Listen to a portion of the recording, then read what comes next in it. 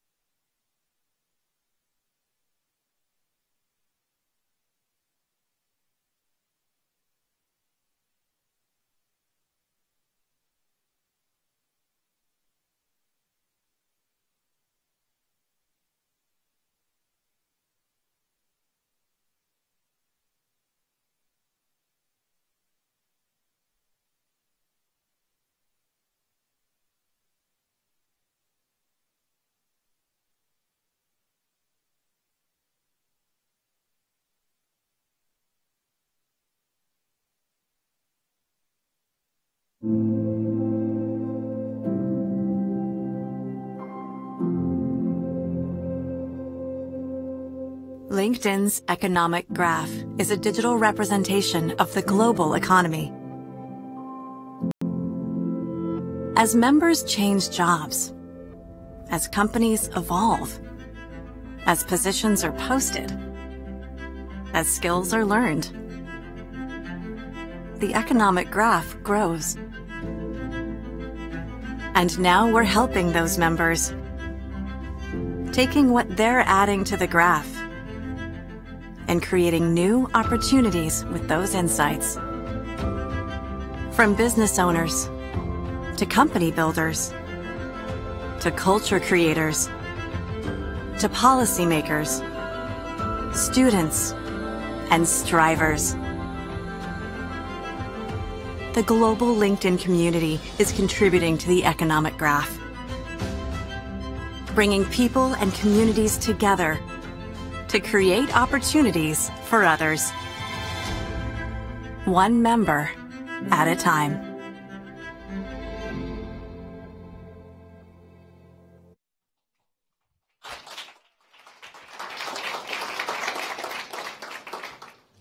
As you can see from the video, we couldn't be more excited and inspired to build out this economic graph at LinkedIn. Hi everyone, welcome. My name is Nicole Isaac, and I manage U.S. public policy at LinkedIn.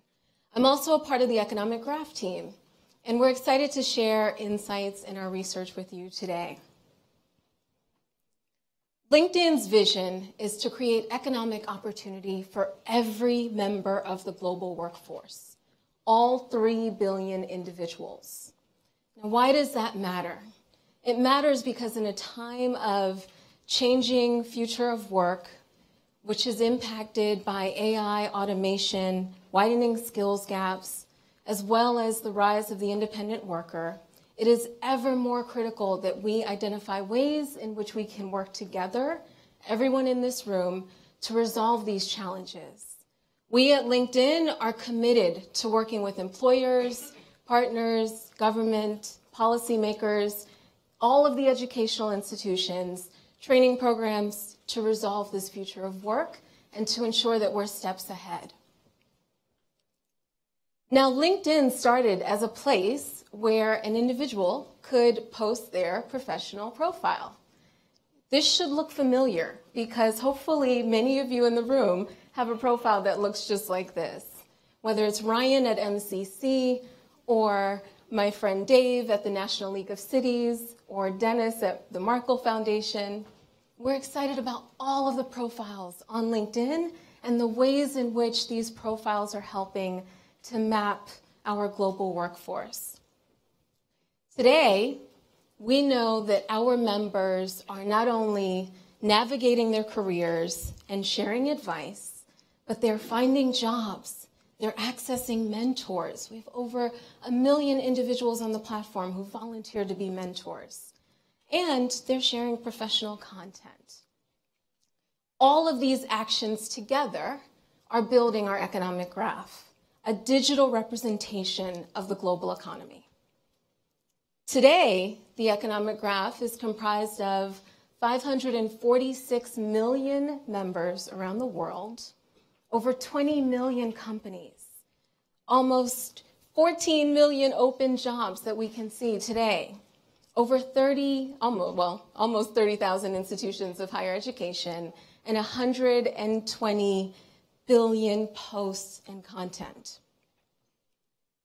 And as our community grows, our economic graph grows. Our vision is to ensure that we have a profile for every employer on the platform, such that when there's an open job, any individual at any location, whether in Detroit or Bangalore or in Cote d'Ivoire or in Cape Town, can understand what are the skills needed for that open job. And to the extent that that individual is not prepared for that job today, we would have a profile for every educational institution on the platform. And that individual can access those skills needed for that job tomorrow. We are incredibly excited about the work that we're doing at LinkedIn through our economic graph partnerships. And whether it's building tech talent pipelines in New York or Los Angeles, mitigating youth unemployment in Toronto, partnering with the National League of Cities all across the United States, working with the World Bank in developing countries such as all across sub-Saharan Africa and Eastern Europe, and our work with the Markle Foundation. So with that, I would like to turn it over to my colleague, Jacqueline Barrett, who will provide more information about our latest research that we're unveiling today. Thank you.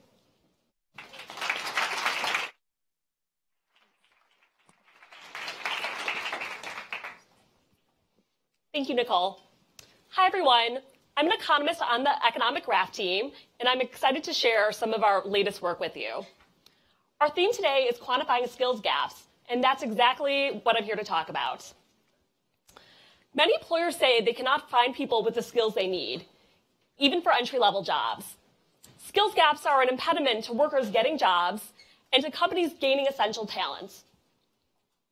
Everyone talks about skills gaps, but we have very little insight into how skills gaps present themselves and manifest themselves among and within organizations, states, and regions. We have data on 50,000 unique skills. These are the skills that members add to their profiles. We track the supply and demand of skills, the supply of members with them, and the demand from employers who need them. One of the advantages of our data is that it allows us to see trends unfold in near real time. When new skills emerge, or when demand for a certain skill suddenly spikes, we can quickly identify them. This data set is incredibly dynamic, and we are continuously uncovering new ways to leverage it to understand complex labor market phenomena. Government sources of data on the workforce are some of the best available, but even those have limitations. Because much of the data is collected via survey and curated manually, the rate of change in the workforce can outpace the availability of workforce data and insights. That's why we're excited about the potential for our data to help fill in some of those gaps as a complementary source. In our monthly workforce report, we were able to already highlight changes to the hiring rate nationally, as well as with city and industry granularity. Additionally, our migration insights allow us to uncover dynamics in the labor market with more detail and before anyone else can. As an example, we see that Chicago is serving as a regional talent hub, which attracts workers from nearby college towns, while it is drawing away talent to the coastal cities. So skills gaps. Our definition of a skills gap is a gap between supply and demand for a specific skill in a specific local labor market at a specific point in time. It may be positive, which is the shortage, or negative, which is a surplus. At LinkedIn, our granular skills data make it abundantly clear that there is not one skills gap. Rather, there are many skills gaps, plural. We are now at the point where we can measure skills gaps very precisely in a specific geographic location for specific skills over specific periods of time in absolute headcount numbers. We measure the supply of skills as the number of LinkedIn members who have a particular skill on their profile in a given location. And we measure employer demand for skills by a combination of the skills employers list in their job postings, as well as the skills that they actually hire for. Not based on survey data or job descriptions alone, but on the skills people actually have and the skills that employers are actually hiring for. The skills gap that we're measuring correspond with exactly what you'd expect to see with unemployment data. Cities and time periods that tend to have more skill shortages also tend to have lower unemployment rates because those skills are in demand. This allows us to look at macroeconomic trends affecting the whole country, as well as local micro trends specific to a single city or a specific industry. Our hope is that together, this micro and macro perspective into skills gaps will prove to be valuable for the policy community as well as others who are trying to close gaps. It provides more transparency into what the actual needs are so that we as a community can go about addressing them more efficiently. If you run a school or are trying to direct funding to a new training program, It can help you know what skills are actually in demand in your local market. Or, if you're struggling to find a job and find that your skills are overly abundant in your city, you can see which cities do have high demand for your skills and consider relocation for better opportunities. Let's look at the big picture, at the gaps that we have as a nation. Oftentimes, when people talk about the skills gap, they're referring to a national need for more graduates with STEM skills. We were curious to see what our numbers showed for skills like software development and mathematics. We track skills gaps in the 100 biggest US cities, and in every single city that we track, communication skills are the #1 skill in scarcity. Across these 100 cities alone, the total shortage is 1.42 million people. That's significantly larger than, say, the national shortage for software development skills, which is around 472,000 people. When we're talking about communication skills as a grouping, we're talking about specific soft skills such as communication, reasoning, and working in teams. Employers are asking for these skills and are hiring people with these skills, yet are unfortunately not able to find enough people who have these arguably fundamental skills. The biggest shortages for soft skills in terms of headcount are in the biggest cities, which isn't surprising. DC alone is short of 59,000 people with communication skills. So here's why this matters. As technology transforms the economy, many individuals will need to not just learn, but relearn new skills in order to remain competitive and employed. And that means that soft skills are only growing in importance. Soft skills are durable and relevant to many different professional environments, and are ultimately the cross-functional skills that enable people to succeed as the world of work evolves. Skills like critical thinking, communication, and problem solving, these are the skills that are worth acquiring. They can't be automated. And they're in demand across all industries, across all levels. This is a nationwide macroeconomic issue. Let's zoom in and take a look at some of the local issues, the microeconomic challenges. The exciting thing about our skills gap analytics is that we can take a macro trend and examine how it's manifesting itself at the local level. Digital literacy is another important foundational skill that it's important for everyone to have as we move into the future of work. Digital skills like knowing how to send an effective email or make a presentation that gets its message across. Interestingly enough, professionals with these skills are distributed across the US, but they're still in high demand in cities deemed to be on the cutting edge of today's economy, such as Washington, D.C., San Francisco, and New York, all of which are facing large shortages of professionals with these skills. However, our data also shows that there are many major cities with intense surpluses, like Detroit, Miami, and Atlanta, meaning professionals may want to relocate to cities where their skills are needed.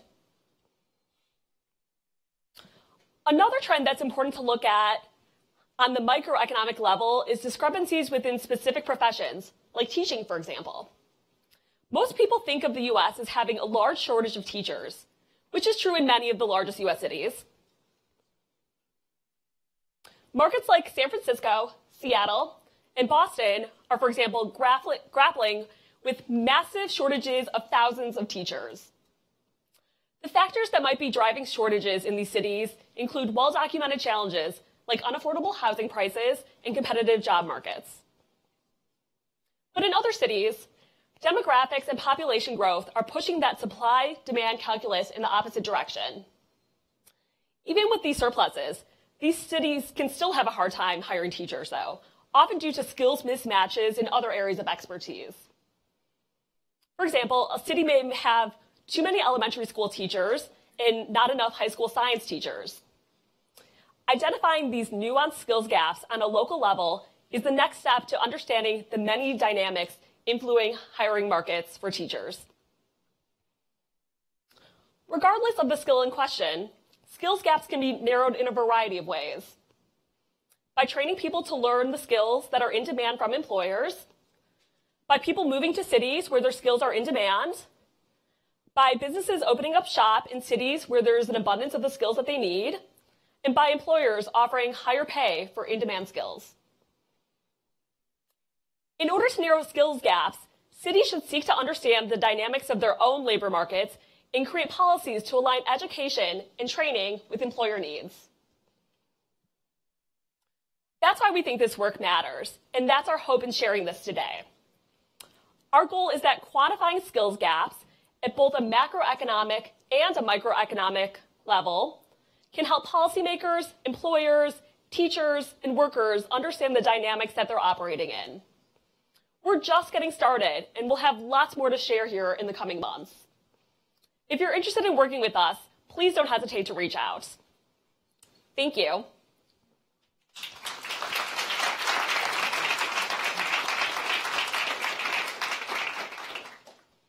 With that, I'd like to welcome Anne-Marie Slaughter, who is the president and CEO of New America, a think and action tank dedicated to renewing America in the digital age, and Jeff Weiner, who is the CEO of LinkedIn. Under his leadership, LinkedIn has expanded our global platform to 24 languages and more than 30 offices around the world, as well as grown our membership base from 33 million to more than 546 million members around the world. Please welcome Anne-Marie Slaughter and Jeff Weiner. Thank you. Great job. Well done. We have lots to talk about. We're going to have a conversation for about 40 minutes and then open it up to all of you for your questions. So, Jeff, I have to start by saying I thought I knew LinkedIn pretty well, both as a person and as an employer. But I didn't actually know about the economic graph. I think of LinkedIn as a place, where individuals get jobs, and I think of it as a network of relationships and a platform for a network of relationships. But you're transforming that network into a graph, into as we just heard, a digital representation of the economy. How do you think about those sort of two things coming together, the part of LinkedIn that everybody knows, and this is really quite different? So they'll ultimately converge and they'll be reconciled. Let me take a step back, by the way. Thank you all for being here. This is the first time we've done an event like this in D.C., and very appreciative for all of you making the time, Anne-Marie, for you being here today. Really excited about the conversation. And another big round of applause for Nicole and Jackie. Yes. I thought did an excellent job. Jackie was just presenting material that we've never released before. So this is a new methodology for us. We've measured skills gaps previously, but not with this methodology. And you can see it's really exciting what's going to be possible. In terms of your observation, you thought you knew LinkedIn. This is a different LinkedIn that was just presented. They're one and the same, but you're absolutely right. The average member of LinkedIn today and what they experience is somewhat different than what was just described. There's a front-end, user-facing experience that was largely built as a professional graph. So if a graph is mapping connections, right. LinkedIn was founded as a professional graph. That's what you experience. That's the network. That's the way in which we connect people to other people, to the information they need, to the opportunities that they're looking for. And that's very much related to our mission statement. This is the other way of thinking about it. There's kind of this front-end experience, and then behind the scenes, this extraordinary platform with all this data. Another way of thinking about it is our mission and our vision. What you were describing is our mission, to connect the world's professionals, to make them more productive and successful. And at the heart of that mission statement is an addressable opportunity of roughly 780 million or so knowledge workers or professionals. Several years ago, it became apparent to us, and you could hear it in that very gracious introduction, as we were growing from what was 33 million about 10 years ago to approximating 550 million today.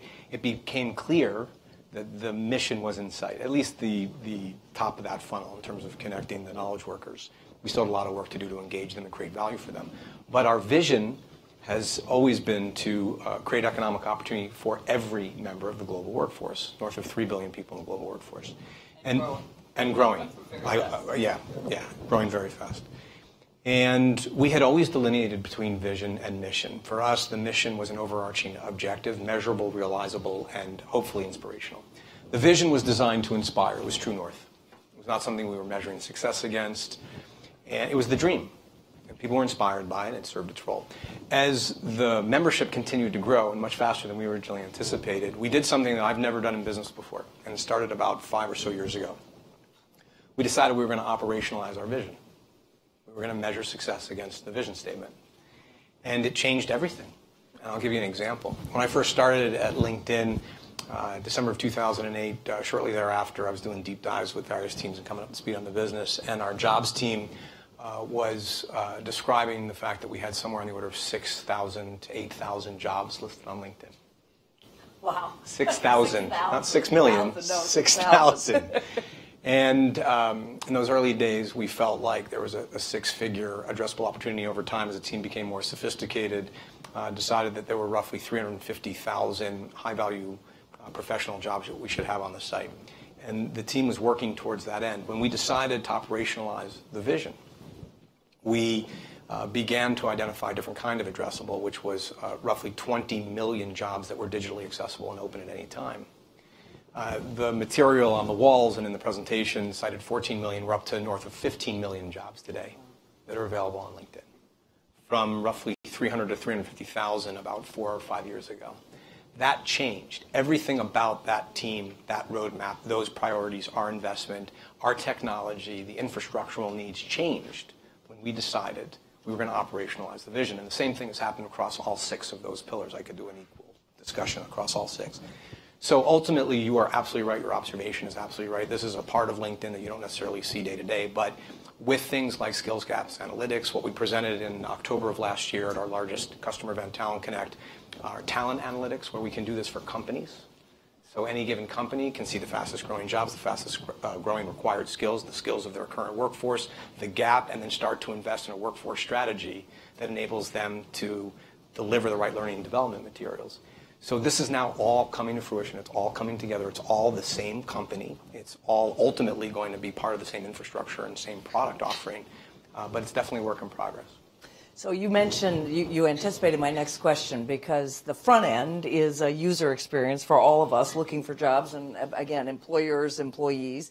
And so I was going to ask you, so who then uses, and I appreciate it's not just the back end, it's that other side, it's the taking the result of all those relationships and making a graph, making it real by making it virtual in a way, by mapping it. But companies can use it, but I worked in the U.S. government, in the State Department, and we needed all sorts of statistics of various kinds. I never worked in the Labor Bureau, but the BLS obviously is the place that comes out with these statistics. I would think that this is the kind of mapping the economy that traditionally has been the preserve of the Federal Reserve banks across the country, or state governments or federal governments. How do you see this intersecting with the kind of mapping we need, not just to hire individually, but to set those policies? Ideally in partnership and working together. The government, and not only the government of the United States, but governments all over the world, have access to certain kinds of data we'll never have access to. Right. They have objectives that we can help them accelerate the realization of. So hopefully this is the beginning of wonderful partnerships. And this has been ongoing now for several years. This kind of analytical framework helps us create even more value. But starting 2 or 3 years ago, we created, somewhat manually, dashboards, economic graph dashboards, and literally could pick any locality anywhere in the world and identify what I was talking about earlier within the context of a company. We could see the fastest growing jobs, the skills required to obtain those jobs. We could also see for any given locality who is graduating with what skill set, from what schools within the region. The extent to which companies were hiring in the region, the fastest growing companies within the region, inflows of talent from other geographic regions, and outflows of talent to other geographic regions. And as you might imagine, this is extremely valuable information for government leadership that's trying to create economic opportunity for their constituents. So that's cities in the United States, it's cities around the world, it's countries around the world. We've been doing some really cool stuff with Singapore, Prime Minister Modi in India completely gets this and has real vision in terms of what's possible by virtue of partnering with LinkedIn to help us understand where the jobs are going to be in India, what skills the citizens of India need, and how we can help him get ahead of that curve and create the right learning and development and training materials to train his workforce for the jobs that are and will be, and not just the jobs that once were. So there's all kinds of opportunities for us to work in partnership with governments. I want to ask then about how, so let's imagine indeed really effective communities are going to require the public sector, the private sector, and the civic sector working together. And so let's imagine you actually have a city that has that happening. I was actually just in Flint, right? So in lots of analyses of those cities where they have lots of jobs, they're generating demand, people are moving in on your graph, all the places people are moving into, well, they're moving out of places like Flint. And yet, frankly, as a country, we're going to have to be addressing Flint, Michigan, as well as Seattle and or Austin or all these other places. How then would you think about the policies? So you can show, you can say, hey, you're losing people. You're losing the very skilled people you need, and you want to keep those people. How do you move from that to the kind of policies that can make that happen? So people are going to go to where the jobs are with a very, very important caveat that they can afford to move to the cities where those jobs exist. So I think in terms of public influence or subsidies or incentives or what the government can do, what kind of programs and policies can be created to facilitate this movement in the right direction. There's the supply of talent, and then there's the supply of the jobs. In terms of the jobs, you could see from Jackie's presentation earlier the migration to and from particular cities and for particular jobs. I don't think the knee-jerk response of a city with a surplus of talent is going to lose that talent to where the cities have great demand for that talent. I think in part governments can start to create incentives for companies to open up offices where the talent already is. For starters, we need to make sure that the companies who are in need of those skill sets and those people are aware of where the talent is. So that's the first thing that needs to change, is facilitating the distribution of this information and data, which hopefully we can play a role in.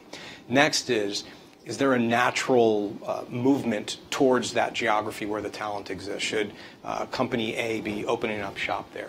To the extent they don't find it economically feasible, doesn't make sense from an ROI perspective, to what extent can the government get involved to create the right kind of subsidies, tax subsidies, other incentives, so that those companies are creating jobs in those places? And I think we all realize to some extent it's not just going to come down to the public sector and policies. The private sector also needs to take some responsibility here. We had to look ourselves in the mirror. Again, Jackie in her intro mentioned we have 30 cities, offices in 30 cities around the world. And when we looked at the cities in which we operated, one of the things that became increasingly clear to us was it's where there's increasingly economic development and growth and what you would imagine. It makes perfect sense. It's logical and intuitive. We didn't have an office in Flint or Detroit. And so the head of our sales team, Mike Gamps, leading by example. We're talking about all this stuff. What are we doing about it? We open up an office in Detroit, and it's not a symbolic gesture. We need to start making a difference. Other companies do as well. So I think that's where it sits in terms of the companies and the offerings. In terms of the talent, again, from a public sector perspective, talent needs to be incented to move to where the jobs are. And unfortunately, some in the audience may realize this, but migration in the United States is at a low, post-World War II low. And it's kind of an Occam's razor solution to it. It's not necessarily asymmetry of information that may exist to some extent. People can't afford to go to where the jobs are. This is a very, very vicious cycle.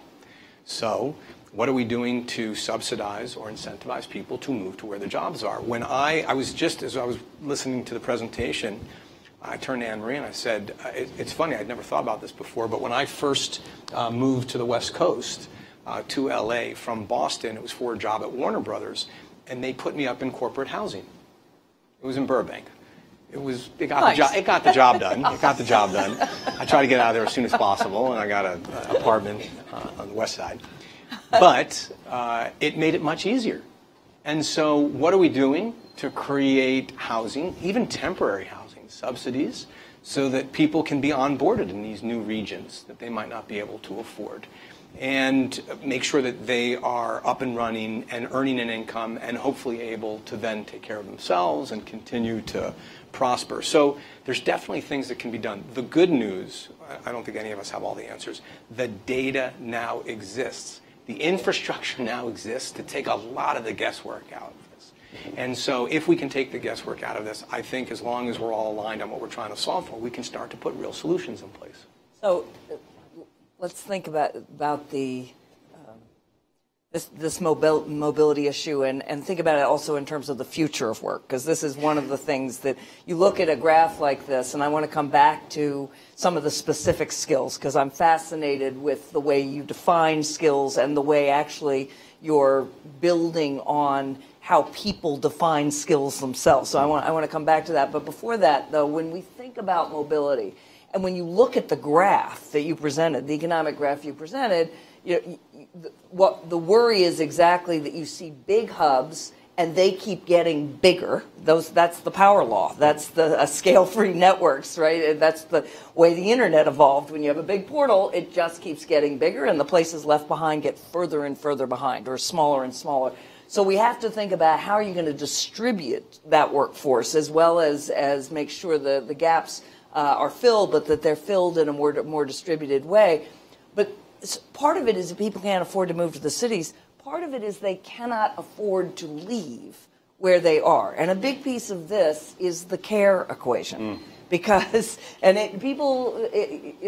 that decline in mobility that many people see, and there are many reasons, but one of them is women have gone into the workplace.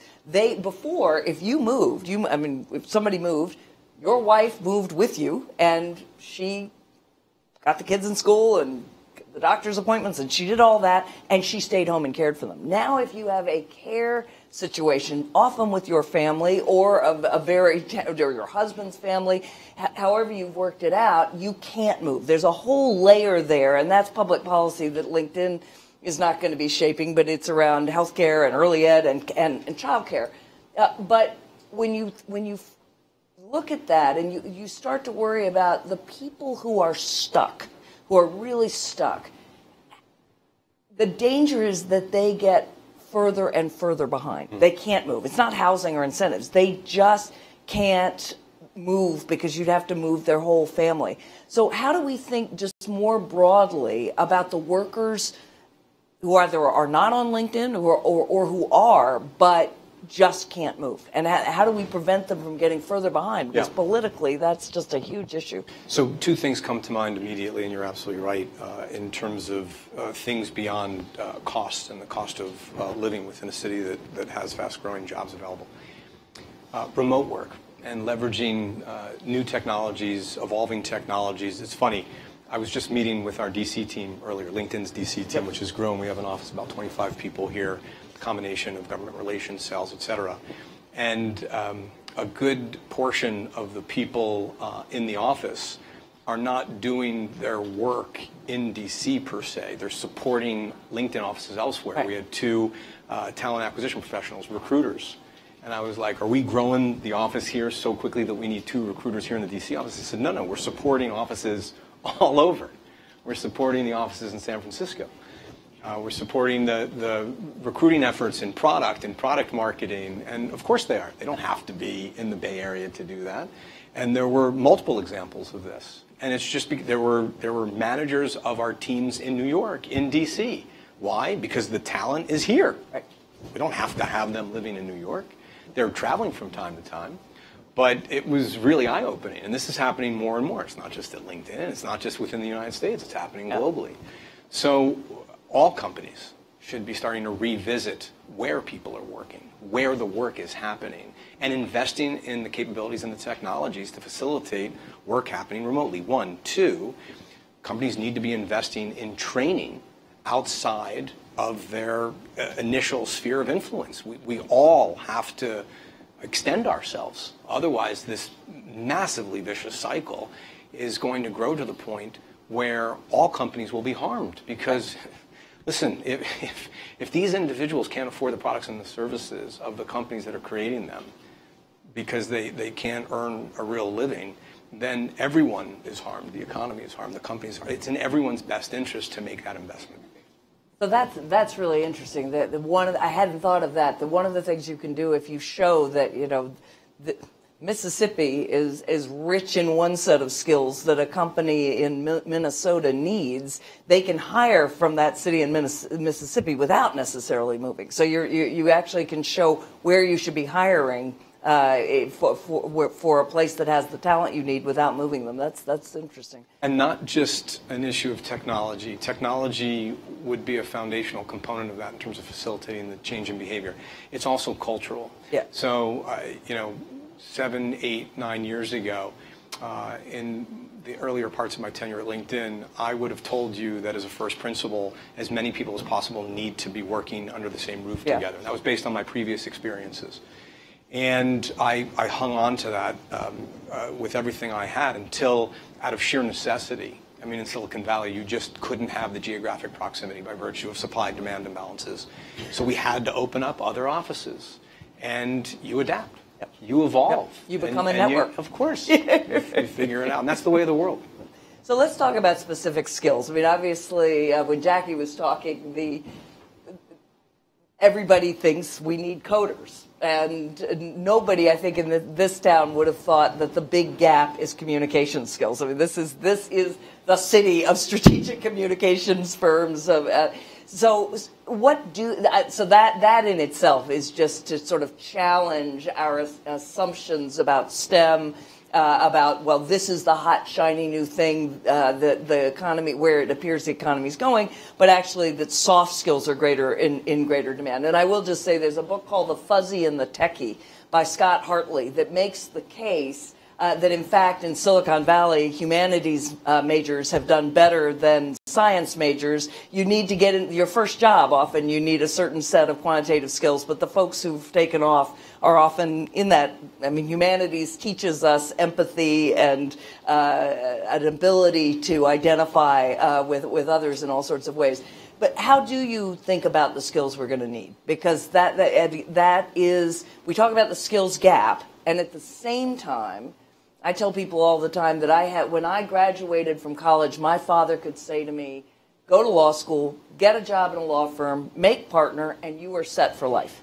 I have 2 sons. There is nothing, they're 19 and 21, there's nothing I can tell them that I'm certain about set for life, because all I know is that the jobs they're going to hold don't exist now, and many of the jobs you would train them for now will not exist. So how do you think about that? So that covered a lot of ground. So no, it's fantastic. But we wasn't exactly a question. It was more it's like great. A disposition. It was fantastic. So just to parse it a little bit. So the last thing that you said, I couldn't agree with more. The days in which people studied, learned a trade, learned a discipline, a major, got a job, and were set for life. I think those days are coming to an end if they're not already over. Yep. The world is changing too quickly.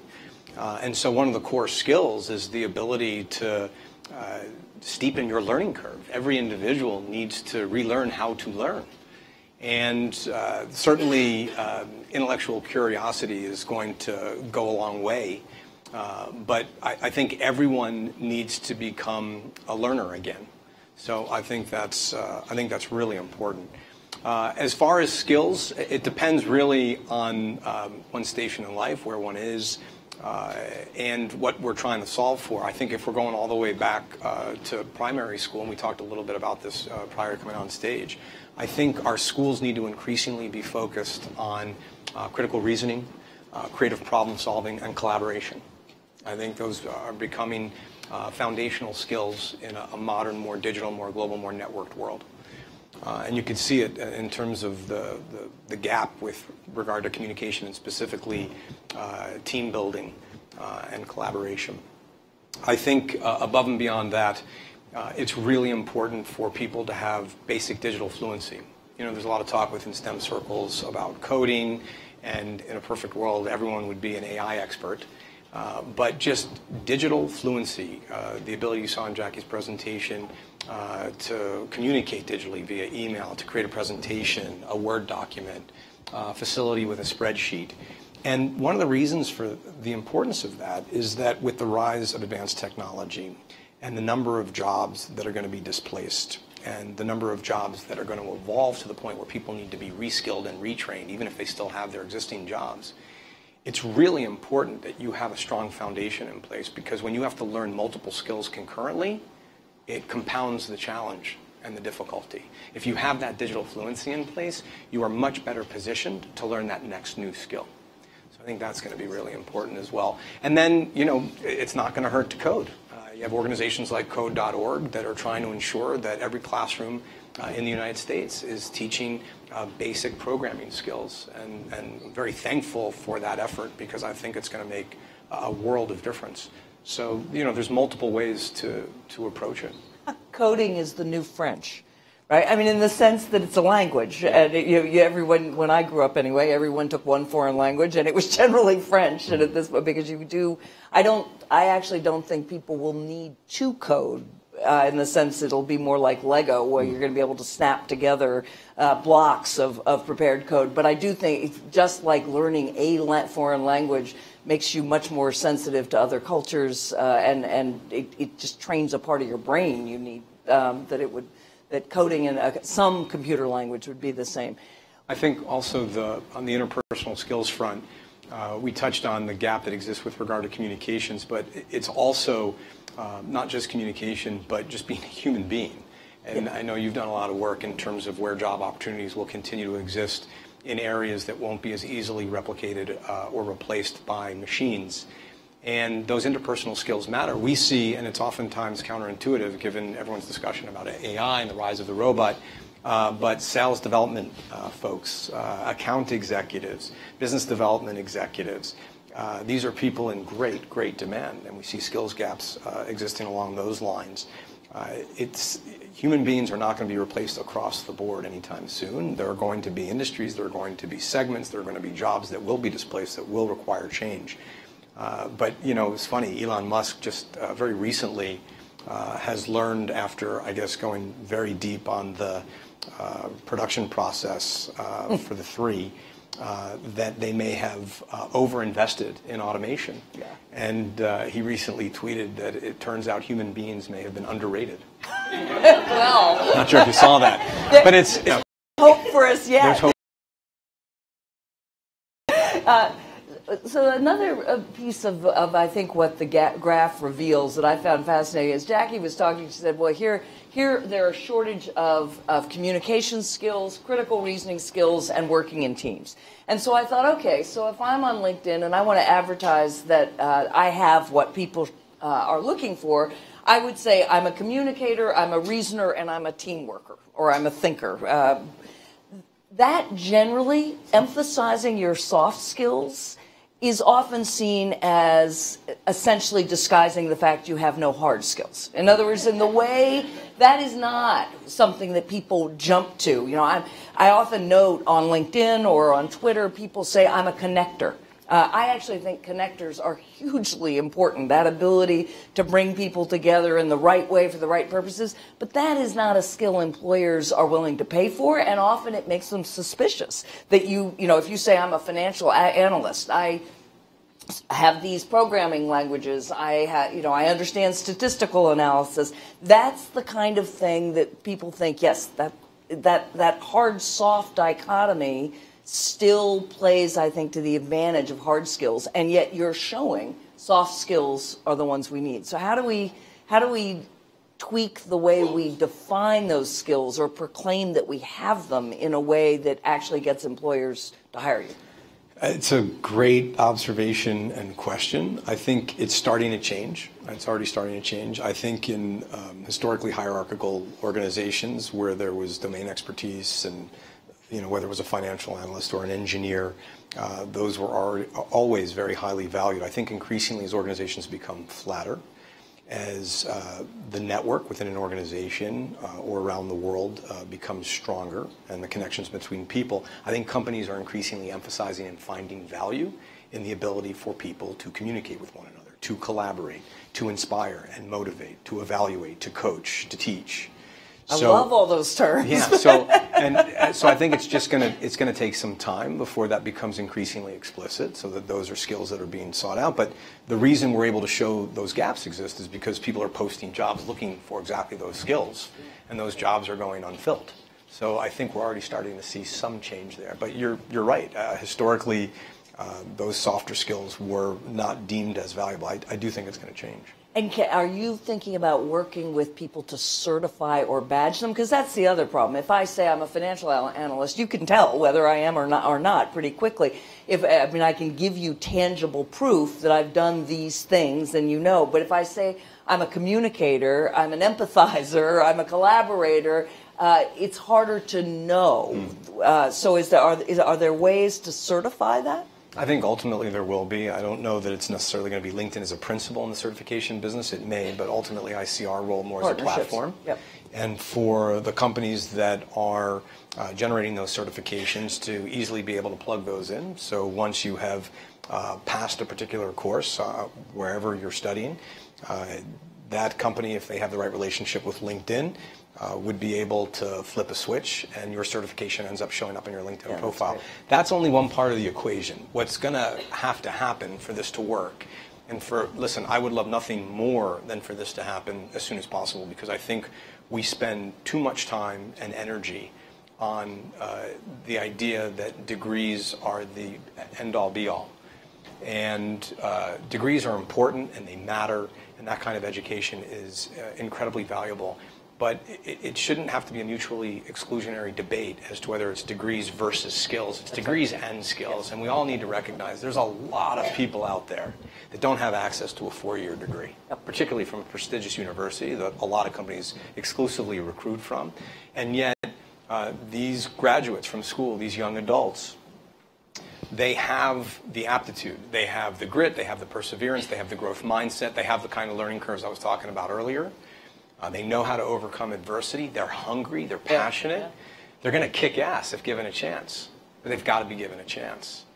And so what will happen, ideally, is once they're certified, once they're going through less traditional routes, and companies hire them based on their certification by virtue, in the future, of doing a search on LinkedIn for someone with that certification, and they're in place and they're successful, that's when change starts to happen, because then companies say, I want more like that. You know, where do we find this person? They're incredible. And at the end of the day, because there is a talent crunch right now, companies are going to go to where they can solve the problem. Great. So it is time to hear from all of you. Do not follow my example, and do ask a question. So no disquisitions from you, please. Floor is open. Here in the front. Is it on? Yeah, there it is. Thank you so much. Should I introduce myself? Yes, please do. Hi, my name is Liz Wilkie. I'm one of the directors in the economics department at the Millennium Challenge Corporation. Oh, great. And where you actually spoke there not that long ago. It seems to me sort of these soft skills require lots of things like emotional intelligence, critical thinking, maturity, impulse control.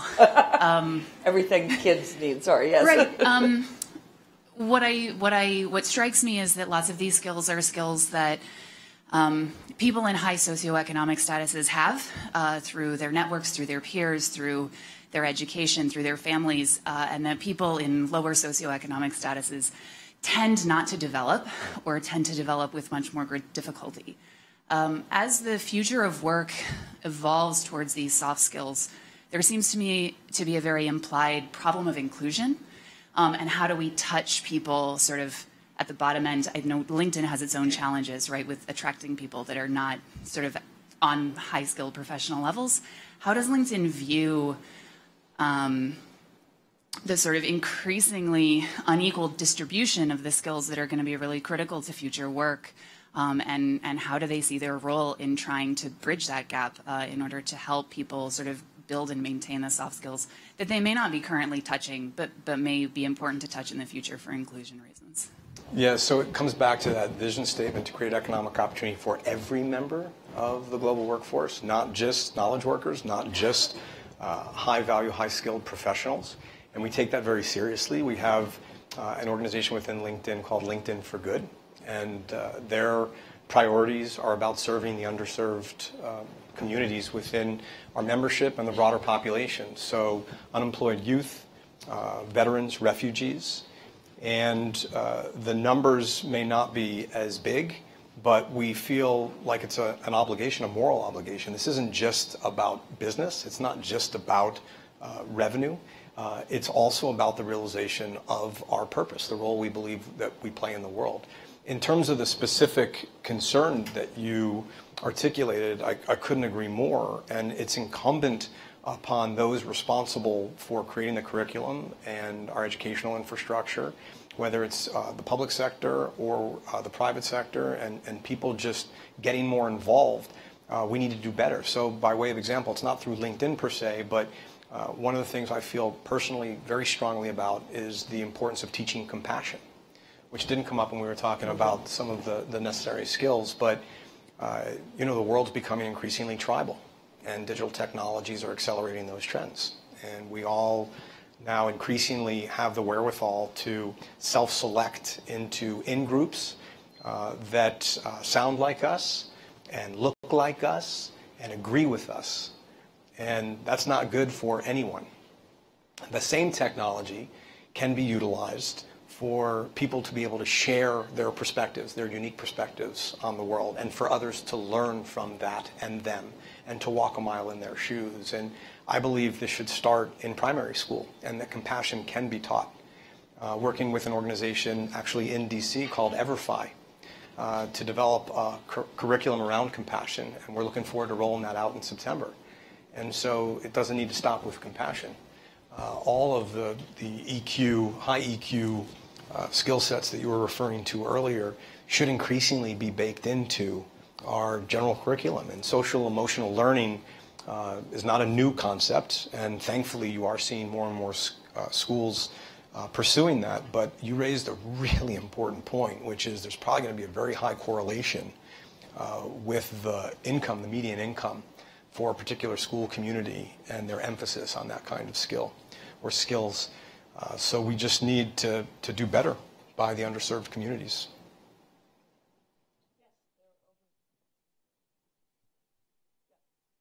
The mic is coming your way that way. There you go. Thank you. Brian Wilson, Director of the Workforce Data Quality Campaign here in DC. So your data for the economic graph is based upon a sample that's drawn from individuals and employers that are part of LinkedIn. This sample obviously isn't the universe of workers and employers. It's not a scientifically drawn random sample of workers and skills and employers. In order for policymakers and others to use this data from the economic graph, how are you recommending folks take into account that this is a particular sample of data that isn't necessarily, unless you've come up with adjustment techniques, representative of the full universe of the supply and demand for skills? So I'll start, and Jackie or Guy, members of our teams, our economics team, can chime in. It starts by being completely transparent in terms of the methodology, in terms of the shortcomings. We're not trying to misrepresent what this is about. We have access to certain kinds of data, and we want to be able to leverage that data to create value for organizations and for people. And you saw some of the results of that. I think there are going to be limitations until we have a broader cross-section. And one of the ways that we can solve for that is forging partnerships with organizations, whether they're governments or NGOs or companies, to gain access to a broader set of data that we can start running through the same infrastructure that we're utilizing to generate these insights. Jackie or Guy, anyone? Great point. That's something that we're always thinking about and have tried to make sure that we are accounting for things such as the fact that our membership base has greatly ramped up. And we don't want to say things like, just because we have an increase from, I think it was the 33 million when you started to close to 550 now, that indicates that there is more supply or more demand. So we have various techniques for making adjustments for things that are happening on our platform, and also making sure that, to the best we can, reflecting what's happening in the real world. Right there. And then it'll come. Hi, Ian Colgren from Politico. I wanted to ask a question about the working class component of all this. Before you even talk about how, you start to solve skills gaps among working class people, I'd imagine it would be hard even for LinkedIn to have an idea into where some of the job shortages and surpluses are for people who are not even on the platform or not necessarily digitally equipped and have a lot of steps that they would need to take before they could get to, say, working remotely for a team in another city like you were talking about. So if you could give some insight on that, that'd be great. Yeah, so couldn't agree more. And for starters, and it comes back to what it takes to operationalize and manifest our vision, we are increasingly focused on middle-skill workers and blue-collar workers and jobs. And it turns out that we have far more of those jobs as part of our index than we realized historically. We need to do a better job of standardizing some of the data and cleaning up the job posts that are in the index. But we were very pleasantly surprised by some of the numbers that we saw. And we think if we can start to create a situation where we have a comprehensive list of middle-skilled jobs available on LinkedIn, not only is it going to serve the middle-skilled workers already on LinkedIn, and I'll come back to that in just a second, but it's going to attract new members that go beyond our core. And that starts to build on itself. And then you get the power of the network where those middle-skilled workers are inviting other middle-skilled workers that they know and leveraging their networks. And the power of a network, the ability to leverage people that you know and their knowledge and their information, the opportunities that they have access to, that's universal. That's not specific to any one segment or sector. It turns out we have more blue-collar workers or middle-skill members than one may imagine. Roughly 20 to 25 million here in the U.S., north of 80 million globally. And that was without focusing on it to the extent that we're going to be focusing on it going forward. Right there, yeah. Long from the Washington Post. Media Row. Yeah, it's the Media Row. I'd like to hear what more you think the government should be doing on retraining and reskilling. You talked in your remarks that you think the government should do more to incentivize workers to move and to incentivize companies to locate where the workers are. But there's so much focus right now in Washington on retraining. What's your message to the lawmakers on that? It's not dissimilar from what we've been talking about thus far, which is we're in a position now, whether it's LinkedIn or other similar platforms, where we have collectively access to data that will enable us to better understand what's happening and proactively address it. So I don't think this is going to fall within the realm of the public sector exclusively, government specifically, or universities, junior colleges, vocational training facilities, or companies. I think we all need to be working in partnership. It's not going to hurt for the government to be investing more money in retraining and reskilling. It's certainly not going to hurt for the government to be providing the right incentives to companies to be providing the right reskilling and the right training for their employees. The company should have the best insight into what they need. I say should because that may not always be the case for a whole host of reasons. But companies are on the front lines. Companies see where the growth opportunities are. They see what's in the pipeline in terms of new products and services they're going to be launching. They should have a grasp, and I say should, and I'll come back to that in just a second, of the skills that their current workforce possesses. Not all do, and just like the government, companies are now in a position where they can get access to that data. This stuff does exist. So we can start to answer questions that historically we were not able to answer. And if we can work in partnership, government, private sector, and the educational sector, so whether it is four-year universities or junior colleges, two-year programs, or vocational training facilities, stronger partnership between the companies and the educational sector to say, hey, this is where we're going to be hiring. Wouldn't it be great if you bake this into your curriculum so that you can train people for the jobs we know are going to be there by the time your students are graduating? So there was a question over here because I've been discriminating in favor of the left. But do you have a? I think Julie's saying one more. What you said? Time once. for one more. Okay. Who's the last one? So I think over here. Thank you very much. My name is Mark Rucci. I'm with the Rise of the Rest Seed Fund at Revolution. I wanted to talk a little bit more about your decision to open an office in Detroit. And can you talk about how LinkedIn is prepared to be a partner in the Detroit ecosystem and other businesses there, as opposed to just opening that office, hiring outside talent and bringing them in, but actually really partnering with the community? Yeah, it starts with the kind of work that we've been talking about today. So our economic graph team, our GR team, sitting down with local officials to understand what they're trying to solve for, to make sure they have access to the data that we're seeing and the trends that we're seeing, and then start to prioritize what they'd like to solve for, how we can make a difference. So that's at the highest level in terms of tops down, in terms of scale. There's also, just from a bottoms-up perspective, being a part of the community. In Silicon Valley, we work very closely with a number of organizations like the Boys and Girls Club of the Peninsula, Year Up, Management Leaders for Tomorrow, who provide a pipeline into just unbelievable talent that we wouldn't necessarily have access to. And those are locally forged relationships. So I would, I'm looking forward to our team in Detroit being able to do the same thing there. Okay, I think one more. One more. Very last, one more. You're the last my question. name is Audrey Hutchinson, and I'm with the National League of Cities. We are the oldest and largest organization representing mayors and council members across the country.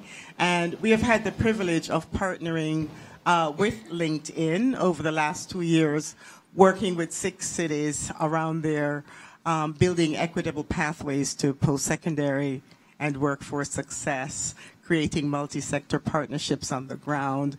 LinkedIn traveled with us across the country, really sharing the data with teams of business leaders, mayors, community organizations. I heard somebody talked about people who are not necessarily LinkedIn members. And so the work that we've been trying to do is really thinking about how to lift up certain communities in cities across the country. And the data has been very, very helpful, recognizing that it's not the end all, but it's a complement to the data that cities have and are using. So I just really wanted to give a shout out. Anybody who wants to know more about it, I'll just mention the cities if you're in the room: 3 Texas cities, Houston, Austin, Corpus Christi. We are also in Jacksonville, Florida, Charleston, South Carolina, and have I missed any? Nashville, Tennessee. Thank you, Elizabeth. So anyway, I'm happy to talk about it, but it's been a fantastic partnership, and I just wanted to say that. Thank you. Thank you for saying that. Thank you. I think we are done. We could talk for much longer, but thanks very much. Thanks, everyone. Appreciate it. Ladies and gentlemen, we will now take a short break. Our program will resume promptly in 10 minutes. Thank you.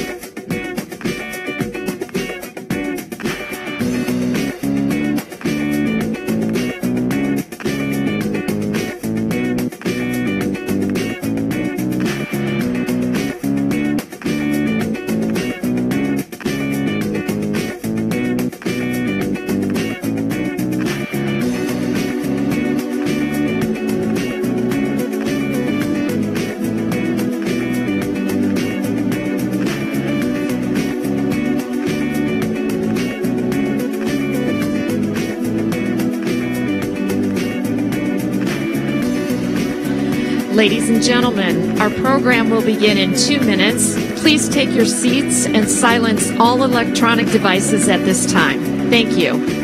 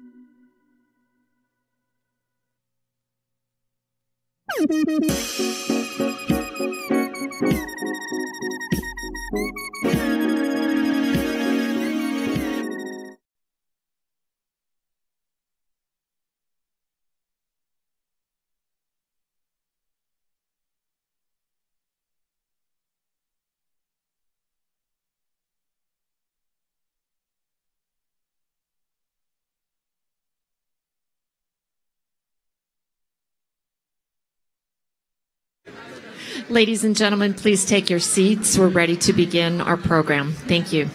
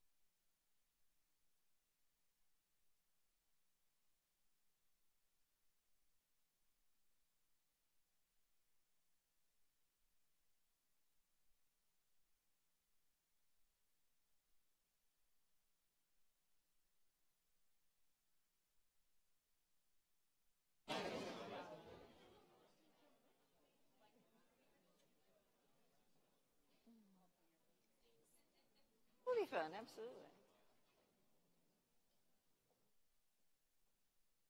Are we still feeling excited and pumped?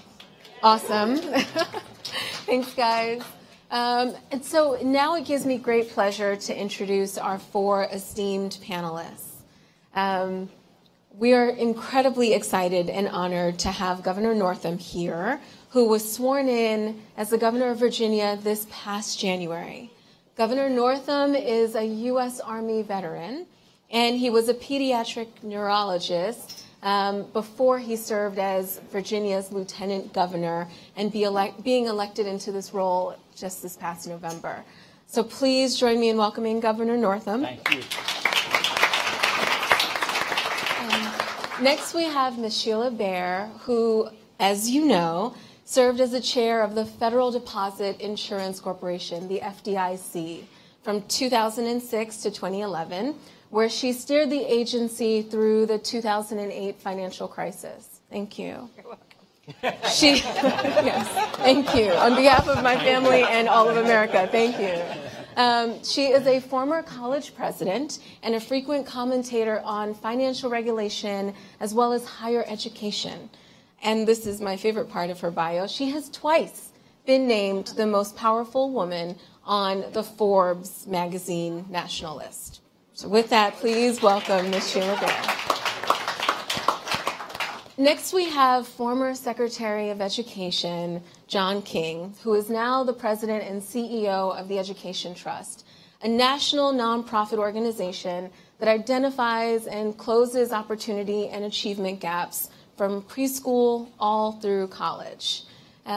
We actually overlapped in the administration, and it's a tremendous honor to be here with you, Secretary King. Thank you. And then finally, our moderator, David Leonhardt, who is a columnist and editor at the New York Times.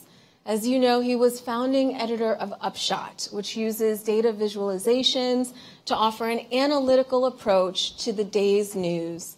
And he also won a Pulitzer Prize in 2011. Thank you, David. All right. And with that, I will turn it over to David, who will moderate the panel. Thank you. Thank you for that generous introduction. Thank you for grouping me in with this wonderful group of experts and panelists. This is the nicest space for a panel I think I've ever been in. It energizes me rather than the opposite, which is great. So we want to dive right in. We're going to have a conversation among ourselves at first, and then we're going to open it up to all you. So as you start to think of questions and ideas and disagreements and all that, we want you involved toward the end of it. So I want to start with a broad framing question here. And in some ways it's unfair. I'm asking the three of you to solve the problems of the world, but if folks like you don't, we're in trouble. So as you look around, at one point we talked about putting up a slide. We don't need the slide, but if we have it, now's the time to do it. There it is. So what this slide does, and it comes from some academic work from a bunch of folks who you've heard from, including Emmanuel Saez and Thomas Piketty. What it does is it looks at income growth by different groups for the first few decades after the war and then the few decades since 1980. And the fact that the light blue line is higher than the dark blue line means that basically for nearly every single group of Americans, except for the very rich, income growth has slowed over the last few decades. For many of them, it's slowed close to zero once you take inflation into account. And in addition to this graph, you can look at almost any other metric. You can look at net worth. You can look at things that are more important than money. You can look at the really alarming statistics that I know you're grappling with, Governor, about deaths of despair and the opioid crisis. You can look at the percentage of kids who are growing up without two parents, just again and again and again. And then you look at the polling and you see how anxious and frustrated so many Americans are. And it seems to me that that's the backdrop for this entire conversation that we're having. And I realize that this afternoon, sitting here, we can't actually solve all those. I'm obviously not asking each of you for a list of white paper proposals, but I would appreciate it if each of you could kind of frame the way you see this problem and what you think are the most important things we can do to address it. Because it seems to me that it really is the challenge of our times, in that it makes every other challenge, including climate change, harder to solve because of the way it affects our society. So, Governor, I'll start with you.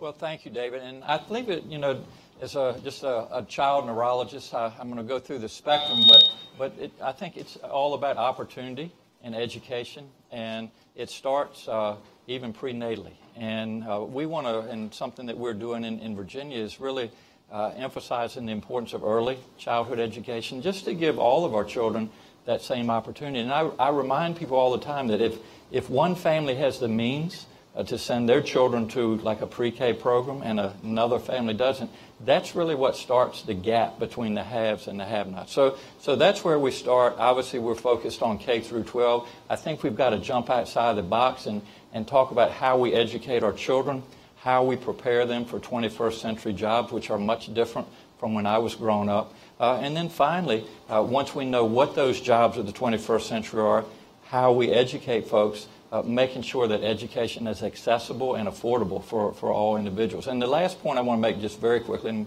case I don't have a chance, but we have this kind of concept or even a stigma in this country that if our children don't go to a four-year college or university, they're not going to be successful. But a lot of jobs out there are available right now, and you don't need a four-year college education. So I think we really need to focus on our community colleges, certification programs, apprenticeship programs, and even at the high school level, putting more focus on vocational and technical training. But it's all about opportunity, and it's all about access to education. Let me just ask you one follow-up about that, which is, there's a fair amount of skepticism about the value of education, it seems, in some corners of our society. Maybe it's just in the media, but you read a lot about skepticism of education. I don't share that view, but I'd be interested, since you have to get elected and you're a Democratic leader, small d, When you encounter that, what do you say to people about the value of education? Well, I think, again, looking at the jobs of the 21st century, if you don't, not you, but if one doesn't have a skill right now, then they have their hands tied. And so, again, and that's all, I think, centered in the concept of education. But I think we really have to reach out to our children and their families at a younger age, even in elementary school, middle school, and talk about the opportunities, talk about what the jobs of the 21st century are, and ask the question, what do you want to be when you grow up? And they may not know, and that's okay, but at least expose them to different career paths and fields and help them on their way to that path. And so, again, I think we have to look at different ways of educating our children, but really preparing them for the 21st century workforce. Sheila, how do you think about this stagnation in the growth of living standards and what we can do about it? Well, let me put my finance hat on for a minute, and then I'll put my educator hat on. First, let me correct the record. I was actually the second most powerful woman in the world in 2008 and 2009, but thanks for the booze. In 2010, I actually dropped to number 14 as I was leaving the FDIC. I was behind Lady Gaga. I was just devastated. Anyway, who was number one when you were number Angela two? Merkel, of course. Angela Merkel. So, look, I think part of the problem is as real wages have declined, especially with the lower and middle income, and you're right, this has been going on for at least a couple decades, we kind of doubled down on debt to make up for the difference, right? So people were trying to maintain their standard of living by borrowing, and they were borrowing off their houses, and that didn't end up so well. And but I think with the financialization of our economy, there has been too much a reliance on providing credit as a means of trying to open up windows of opportunity as opposed to really fundamentals like good education to get a good job, good skills, have real wage growth, which is sustainable, which debt is not. I think we've also relied too much on monetary policy to juice our economy, and that's, again, not just sustainable because that just makes it cheap to borrow. So, and then the people typically can do that are the wealthier people, and they invest in assets. So it's called the wealth effect. So the stock market goes up. Everything's gone up now, but those assets are predominantly owned by wealthier people. And so if you are just relying on wage income and and a lot of people don't own a house now because of the crisis, then they lost their houses, and that was a very tragic, one of the many tragic outcomes. You get the kind of disparities you see in that chart. And and then I think we also penalize work in a way that's really unhelpful. You need to look at tax policy. I was really disappointed in this tax bill. There was such an opportunity to do some meaningful reform. But you think about the ways we penalize people who want to get out there and work and try to get ahead. You've got we tax labor income at a much higher rate, top rates than we tax investment income. You lop onto that the payroll taxes that are highly regressive. I mean, some college graduates can be making $45,000, $50,000 a year if they're lucky when they graduate. Half of that's probably going to be going to state, local, and payroll taxes and other things. So, we have to look at the disincentives and the penalties that we provide for work too. And that I think and then the biggest problem now is that doubling down on debt again, these kids are all borrowing tons and tons of money to go to school. And so that put a further burden on them and their futures. But it also hurts the economy because they're paying off debt as opposed to buying a car or starting a business or just other personal consumption. That's a huge drag on the economy as well. So I think there's an intersection of some of the financial policies that have been unwise and how they've distracted us from really fundamentals that will get real wage growth going. It's amazing to me that politicians don't even talk about it that much. I mean, that's the only thing I'd be talking about right now is how to generate real wage growth with lower middle income families. And that's through education, that's through a lot of different things. But our economic future for all of us depends on it because we're a consumer-driven economy. And if we can't get real wage growth up, our economy is going to continue to reflect numbers like that and stagnate because that's not the rich people, that's not where the demand comes from. So I'm a big fan of income share agreements. I think is one way to get away from the debt model to an equity model to fund college, and we can probably talk about that more later. But again, I think the lack of smarter policies and spending decisions in education is symptomatic of a greater need to that we're not prioritizing real wage growth and giving people a sustainable way to make a living and have a positive economic future. I just want to briefly underline your point about the payroll tax, right? We just had this months-long debate about tax policy here in Washington. Whatever you think of the bill, like you, I'm not a big fan of it, but whatever you think of the bill, we spent no time talking about the payroll tax. We spent the entire time talking about the income tax. Most Americans, more Americans pay more in payroll tax than income tax. Absolutely. For most Americans, the payroll tax is a larger tax than the income tax, and it was completely missing from the debate. Yeah, if you want true middle class relief, that's you really need to look at that, and there was no discussion at all. Yeah, that's true. So, John, how do you think about this great stagnation and what we can do about it? Yeah, well, I agree with everything that was said. I would add two things. One is I think the governor's point about investing in education is exactly right. Obviously, I'm biased, but I feel very strongly that all the evidence is that as people gain in educational attainment, all the outcomes you worried about get better, right? For folks who have higher educational attainment, unemployment is lower, health outcomes are better, family stability is higher. Good things happen when people get a quality education. The thing I would add to what the governor said is that we have a huge equity problem in our education system, such that the kids who need the most get the least.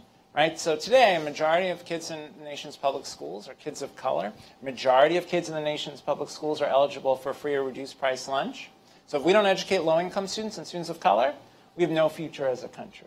Our economy has no future. Our democracy has no future.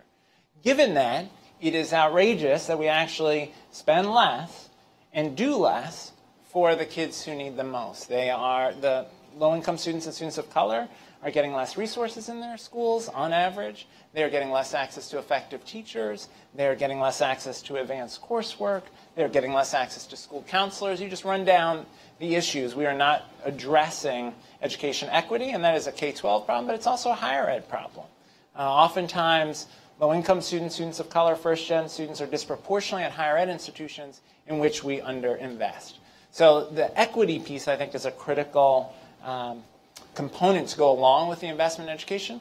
The other thing I'd say is when you talk to students or working moms who are trying to move ahead and you ask what are the obstacles to mobility, there are a set of things that you hear that government can help to solve. You hear transportation.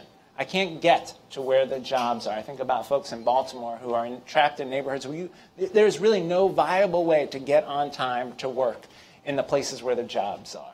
Right? Government can do something about that. I think about the governor's amazing leadership on Medicaid access. If you don't have access to health care, right, that's going to get in the way of you pursuing whatever type of economic mobility you want for yourself and for your kids. We know actually that adults who don't have access to health care are less likely to take their kids to their doctor's appointments, even if their kids have health care. Right? So we got to address that. Child care. I was at Lehman College in the Bronx last week talking with students who said, you know, one of the great things is we have child care on campus. It's from 9 to 5. It's great, except I work and my classes are from 5 to 9. Right. And so it doesn't help me, actually, because I need a way to have my kids cared for while I'm in class. Right? For lots of working parents, access to quality child care is the difference between whether or not they can pursue education, whether or not they can move ahead in the economy. So there are all these tangible things we could do, but to your point about payroll tax issues, we're not talking about the things that government could do to help people and create a mobility society. And I think we're missing an opportunity, and it's to our detriment. Since John mentioned Medicaid, Governor, can you talk a little bit about it? I mean, my impression, and I say this in part so you can correct me, is the House in Virginia has passed it, which they've done before. And so now it depends on the Senate doing it, but you have a secret plan, I hear, to get the Senate to pass it. Yeah, I'm going to reveal it right now. Yeah, exactly. You know, I would just preface my comments that no individual, no family should be one medical illness away from financial demise. And that's where we are in this country and in particular in Virginia right now. So with the Affordable Care Act, we have the opportunity to expand health care to, in Virginia, about 400,000 working Virginians. Also, I would say that every day we don't expand health care, every day that we don't take advantage of expansion of Medicaid, not only are we leaving on the table, but we're giving to surrounding states who we compete with, by the way, over $5 million a day. So the answer to your question, we are still working on our budget in Virginia, and I think this is a striking number. The House budget includes expansion. The Senate budget doesn't. The difference between the two, whether we accept Medicaid expansion or not, is $400 million a year. So $400 million a year that could be used for access to health care. It could be used for higher education, K through 12 education, raises for law enforcement. And finally, something that you touched on very briefly earlier is our opioid crisis. And if you want to talk about the largest challenge that this country has right now, this past year in Virginia, we lost 1,227 Virginians to opioid overdose. That's a lot of people. That's about 4 a day. And it's just something that is tearing into our economy, tearing into our families, and something that we need to wrap our arms around. My impression, and we won't go too much in the weeds here, but it's so important and interesting right now. I just want to ask you one more thing about Medicaid. My impression is that the new version of the House bill includes some provisions about work requirements that may make it more likely that it passes the Senate this time. Is that right? Well, they throw out that word, work requirement, and just so people know, I don't condone that concept. I think I would refer to it as work search. If there are individuals that we can help get back into the workforce, that's great. But we should offer a carrot rather than a stick, and not penalize people, and really not create more bureaucracy. So the simpler we can do by expanding Medicaid, the more resources that we'll have. And I remind people of this all the time. There are consequences to limited resources. And so there is no need for any business, and in this case, no need for a state to be giving resources to other states when we could be using it right here in Virginia. What I've read about the sort of work conditions makes me think they're not a great idea, but that if it's what's needed to get the bill passed, it's okay. Yes, and again, not to get into the weeds too much, but you're looking at people between 100% and 138% poverty. Most of those individuals are working. So should we be using the resources that we can take from expanding health care to monitor people's work? I mean, we can do that, and if there are people that are trying to game the system, if you will, which there are not that many in reality, then that's something that we can deal with. But the simpler that we can do this, the better. Yeah. So let me come back to something the governor mentioned before, John, this idea that we shouldn't just focus on four-year degrees, right, which is something I know you believe as well. And you also alluded to this when you talked about the funding divide. People think of the funding divide K-12, right, the rich suburban districts versus the struggling rural or urban districts. But actually it extends to higher ed as well. And one thing that worries me a little bit is one of the few things that you hear politicians of both parties talk about in very similar terms is community college, right? Actually, if you listen to people from the Trump administration and people from the Obama administration, even if the policies aren't the same, the words often are. But when you look at the results for community colleges, they're often really, really poor. Graduation rates that are sometimes below 20%, earnings results that don't look quite nearly as good as many four-year schools. And I know some of that comes from the funding shortfall. It seems to me it's probably not all the funding shortfall. There are also some performance issues there. Can you talk about, as we're talking about skills here, community colleges are such a vital part of it, how can we have a better functioning community college sector? Yeah. Oh, I worry a lot about this. You can go places around the country. You're right, where the graduation rate is in the teens, right? A 6-year graduation rate in the teens for community college. I have a few things going on. One is states have been systematically disinvesting from public higher education for multiple decades. And it's worth noting that a lot of those dollars have been put into incarceration, which is, terrible. I'm not an economist, but seems like a terrible economic strategy, right? To invest in prisons rather than higher education. So there is a need to invest in community colleges to make sure that quality programming is available there. That's for sure true. But you're right, there are performance issues, and we know that there are places that are addressing that. So I think about City University of New York. They have a program called CUNY ASAP. It's wraparound supports, better academic advising, access to tutoring. You get a Metro card, which is like gold if you live in New York City, but you only get the Metro card if you show up for your advising. They have pathways programs, so you are taking a set of courses that are going to lead to a job. In the CUNY ASAP program, they've doubled the completion rate in community college in a randomized controlled trial for students who are required to take a remedial course upon entering community college. We ought to be scaling up programs like CUNY ASAP all across the country. Now, MDRC is doing the study on CUNY ASAP. They actually are replicating it in Ohio with gas cards rather than a Metro card, but same idea. And they're seeing similar outcomes. So we ought to invest in that. I think if the Higher Education Act is reauthorized, or when it is reauthorized, we ought to include a big investment in innovation in community colleges to improve those outcomes. Last point is we've really got to do a better job connecting community colleges with employers, right? And making sure that there's a meaningful pathway there so that when you graduate, you know there's a job. And it's for two reasons. One is we'll get a better return on the investment in community college. The other is for the folks who are in community college, so powerful to know that there's something good on the other end, not just more uncertainty. And so we could be doing a much better. I know I said that was the last point, but one more point. No, keep going. There's a recent study that showed across 2- and 4-year colleges that we may have as many as a quarter of students, a third of students who are food insecure. And one of the challenges we have to take on is that the community college student, they may be able to use their Pell Grant to cover tuition. They may be able to use their state aid to cover tuition. But then they got to live. They got to pay for housing. They got to pay for food. They got to pay for books. And so we ought to be investing much more, certainly in the Pell Grant program, but in providing the supports that students need. It's hard. Look, there's somebody in here who didn't have lunch today. You're probably having a hard time concentrating. Imagine going to class every day not knowing where your next meal is coming from. Right? That's no way that's going to be an easy path to graduation. We should be doing much better on that front. The national statistics show, to that point, the average tuition at community college, net tuition, when you include financial aid, as you well know, is less than zero. But costs are still a huge problem at community colleges because you got to pay for your lodging, you got to pay for your food, you got to pay for your books, all those things. Can you talk a little bit about the income-based repayment? Yeah, so I think that also goes to the issue of accountability, whether it's a community college or a four-year college or university, a for-profit or not-profit. I think the idea is that instead of a fixed borrowing money, that the school agrees to fund some portion of the cost of attendance themselves in return for a contract where then the student, once they graduate, pays back a certain percentage up to a cap over a certain period of time.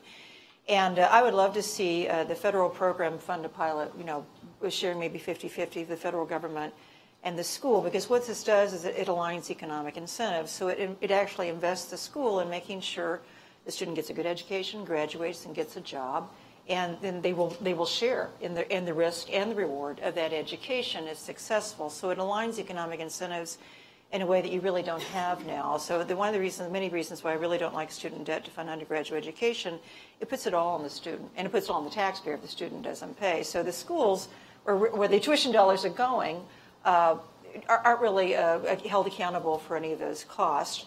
But I think this is an elegant way to have them share in the risk and the rewards of a good education that can be applied across, whether it's a community college, a four-year university, what have you. So I do think a few brave colleges have tried to pilot it on their own. Unfortunately, we're not seeing much traction in the higher ed reauthorization this year. Hopefully, we can get some attention to it. But I do think it's a nice, elegant way to align economic incentives and simple and gets us away from this debt model, which is such a huge burden. I mean, so the payment that the student owes once they graduate varies based on their income. And they actually have done this in Australia for some time, and it has, excuse the economic jargon, but it has nice macroeconomic benefits too, because if you get into recession and people lose their jobs, debt's very inflexible. Lose your job, can't pay back the debt, you're defaulting. Income share just automatically adjusts, and then when the economy comes back, the payments go back up. So it doesn't exacerbate a recessionary trend, which is what we saw in 2008 with so many people with large mortgage debt they couldn't afford, and then they just stopped consumer spending because they were trying to pay back their mortgage debt. With ISAs, it automatically fluctuates. So there are a lot of benefits both for the school, the student, and the broader economy. I was just going to say, I think another way that we can help our community colleges is to use innovation and what I refer to as a dashboard concept, where businesses actually list the jobs that they have available so that our education systems can see what jobs they need to train individuals for. And also individuals can look and see, well, these are some jobs that are available out there. So again, it's all about, I think, opening up that that pipeline from our youth to workforce development. And I think if we use innovation and do that through, again, what I would call a dashboard system, that we can help a lot of folks and really help promote our community colleges. And, you know, people will be aware of the jobs that are available. And just one quick example that I hear in Virginia as I go around, and I don't hear the business world talk about it that much, is the hospitality industry. We have hotels, we have restaurants, and people can, the employers can rarely find the people that are able to work in those areas. So again, if you have a system that lets the education system know that with some urgency, we need to train individuals for the hospitality industry, then we can help put a lot of people to work and help businesses. That's a nice example, because my impression is that one of the reasons why workforce retraining has sometimes fallen short of people's expectations is that the skills of the workers and the needs of the jobs are different, right? The workers have skills, but it isn't necessarily the skills to be, say, a healthcare technician, which is where the needs are, whereas hospitality is a fairly broad-based skill, right? Yeah. Okay, I want to open it up to all of you. So I think we're going to have some microphones circulating. That's the rumor. Wonderful. We have one here. So raise your hand. I'll call on you. We'll get you a microphone. Please just tell us who you are and let us know your question.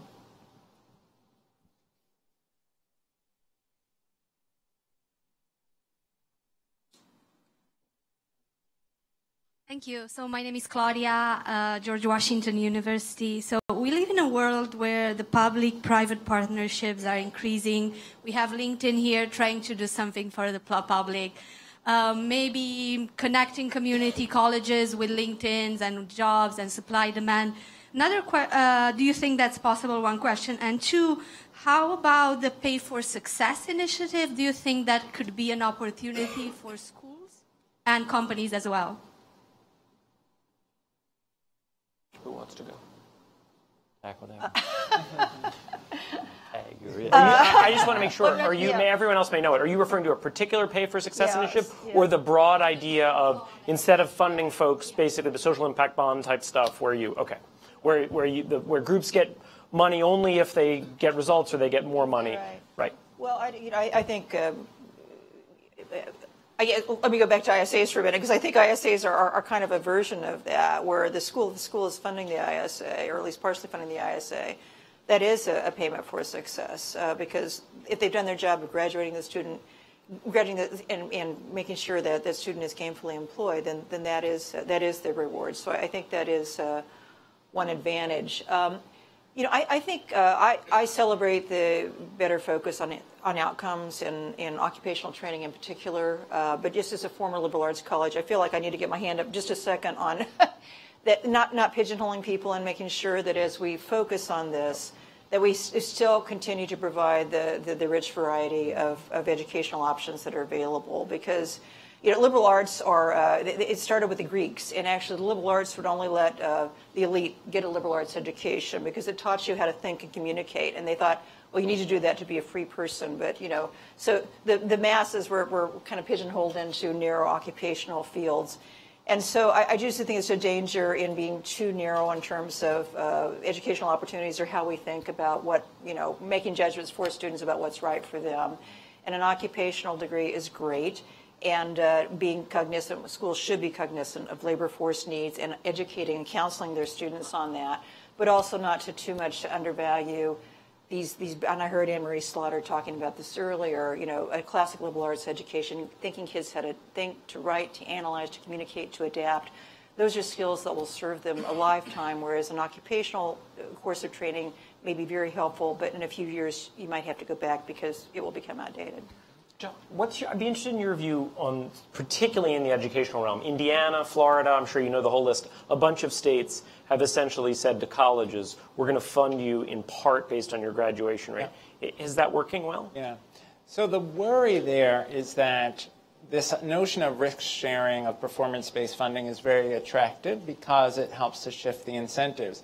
But if you do it in a way that doesn't account for what I might call the difficulty of the dive, you end up exacerbating equity problems. So if you reward colleges just based on whether or not students finish, the schools that take the affluent students, the schools that are more selective, will win that race every time.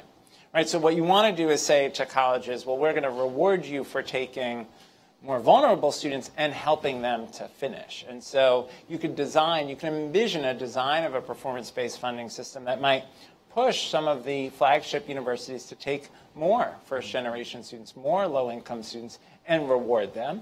But also that would incentivize community colleges, some of the 4 years that don't have as strong graduation rates, to invest in better supports for students so that they graduate. But I worry that many of the states, they like the performance part, but they haven't figured out how to do it in a way that advances equity. Another thing I just mentioned quickly on the pay for success idea, we did a fair amount of experimentation with pay for success ideas in the administration and embarked on some partnerships. The thing I worry about is once we have the gold standard evidence that something works, we still need the political will to scale it. Take, for instance, educational programs for folks who are incarcerated. We've got decades of evidence that if you get educational programs while incarcerated, you are much less likely to return to prison. Right? Any educational program is 43% reduction in your likelihood of returning to prison, and yet we are unwilling to scale it. In many places, folks who are incarcerated are not getting any new skills, and then, of course, when they get out, they end up very quickly back in prison. We had a pilot project to allow folks who are incarcerated to have access to Pell Grants. If you use those Pell Grants to get your education, you leave prison with a college degree or largely towards a college degree. It's going to be better for you. It's going to be better for your kids. At this point, we have the evidence. We need the will to scale.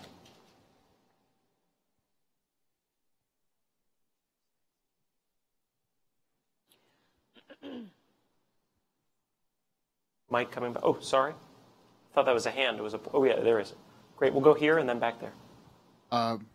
First of all, thank you all for being here today and speaking to us regarding education access and how it translates over to economic and bigger opportunities. My name is Angel, and I'm with the Congressional Hispanic Caucus Institute.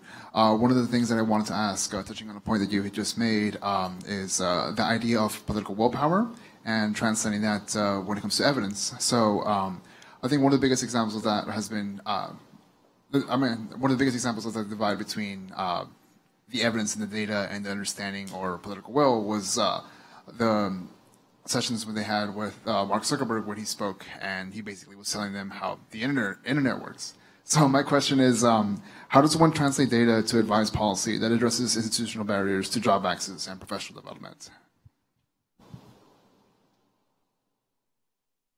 One of the things that I would just emphasize is that, I hear the word political will, and I think a lot of our leaders have vision for what we think is the right thing to do, but the next step is how to make that happen at the political level, at the legislative level. In my case, we just talked about expanding Medicaid, which to me seems like a no-brainer, if you will, but I have 100 delegates and 40 senators, and to get them all on the same sheet of music sometimes can be very difficult. So in other words, it is difficult having the leverage that you need as a leader sometimes to do what you know by following data. And I am a scientist. My background is in healthcare. So we feel like we know what we need to do. So where we need your help is on Election Day. And we need to make sure that we vet those individuals that are running for office and know what they stand for. And if they don't fall into line with our beliefs, then we need to find someone else who does. So there's a great movement, I believe, across this country now with our youth. I think our youth our millennials, we want to be progressive. They want to be innovative. They want to be inclusive. And we need to find leaders that follow those same that same direction. So that's where you come in, and that is giving us folks that we can work with to take some of this data and turn it into good policy. This year will be a really interesting test, right? The Yes. voter turnout for 18 to 24-year-olds in our last midterm election was below 20%, right? Which reminds me of the old story, I don't know if it's apocryphal, about FDR, where a political leader came to him and said, you need to do this. And he said, you need to make me do this. There you go. That's right? Exactly right. So we got one here and one back there, and we'll try to squeeze them both in. Please keep them quick. Wait, David, really, really quickly, we Yes. also just have a special guest. We were joined by Congressman Ro Khanna from the 17th District of California, and LinkedIn is actually in Congressman Khanna's district in Sunnyvale. So we wanted to turn it over to Congressman Khanna very quickly for a couple of remarks on career pathways, skills, upskilling, and workforce development. Well, I'll be very brief because you got such a distinguished panel, and I was as elated when Governor Northam won as probably every Democrat in this country, and you've got a great panel. I'm honored to represent the district that has LinkedIn, Apple, Google, a lot of Silicon Valley. Let me be brief. I'm actually headed to West Virginia on Monday at the invitation of President Gordon G. And Gordon is the president of West Virginia University, and he's expanding West Virginia University from Morgantown to Beckley. And he came out to Silicon Valley to get some support for his enterprise in Beckley. And there are two things that struck me with that. One, Gordon G. said, the worst message that you can possibly have to folks in communities is go move. Go move to where the jobs are. I ask people in Silicon Valley all the time, do you want to move to where I grew up, to Bucks County, Pennsylvania? They say no. And if you ask my parents who are still in Bucks County, Pennsylvania, do they want to move to Silicon Valley? They'll tell you no. And I know there are a lot of economists, Rod Chetty, others who say go move, but we have to respect that people love their communities. They love their families there. They love their parents there. And I think the challenge is how do we get the jobs and economic opportunities to them? When Gordon G. tells the story, he says that people in Beckley think going to Morgantown is like going to a communist campus. They don't even want to go to Morgantown, let alone go to Silicon Valley. So my emphasis has been how do we get Silicon Valley to partner with communities and build that. And it's been very successful. The final point I'll make, when I just got elected, Hal Rogers, he's a Republican, he represents Paintsville you can't have a different district than our district where LinkedIn is. My district is 50% foreign born. Hal Rogers' district, 99% born in the United States. My district, about 50% Asian American. Hal Rogers' district, 99% Caucasian. I went there and I said, what are they going to think of me? And they said, all right, here's this Indian American guy. Maybe he's going to bring a lot of tech jobs. But you had coal miners' kids learning about tech, proud of the coal industry, but understanding that the economy is changing and they want diversification. When I went there, people said, oh, you're going to talk about innovation? Of course we need to talk about innovation. It's insulting, in my view, to folks to think they don't get it. Of course they get the economy is changing, and they want to make sure they're not left out and they have pathways. And I think we have a great opportunity to provide those. So thank you for letting me share a few words. You've got an outstanding panel here.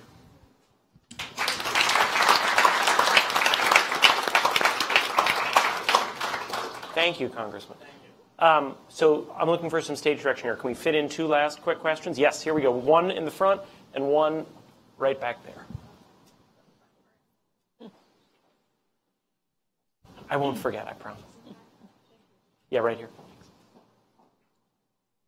Hi, thank you. Building on the Congressman's points about reskilling and pathways, my name is Lisa Newberger. I'm with Accenture, and we're investing in innovation to support low and middle skill workers transitioning to new jobs in the digital economy. And you all have different perspectives here. I'm interested in how you frame the solution side, where you would like to see investments to solve these. I'll just be very quick with my response, and it all starts with access to education, and in rural Virginia especially, in 2018, we have so many pockets that don't have access to broadband, and if I could get some help and take care of that and make sure that, in my case, all of Virginia has that access, it would be a big step in the right direction. Because if you think about a business that wants to grow or attracting a new business or educating our children, if you don't have access to broadband in this day and age, then you really have your hands tied. So that's one of the things. If we want to lift up all of the country, including rural areas, that has to be the next step. It's particularly important because in a place like Washington, we take for granted access to higher education, but there are large parts of your state and most of this country where you are a couple hours away from any kind of higher education. Sir, in the back.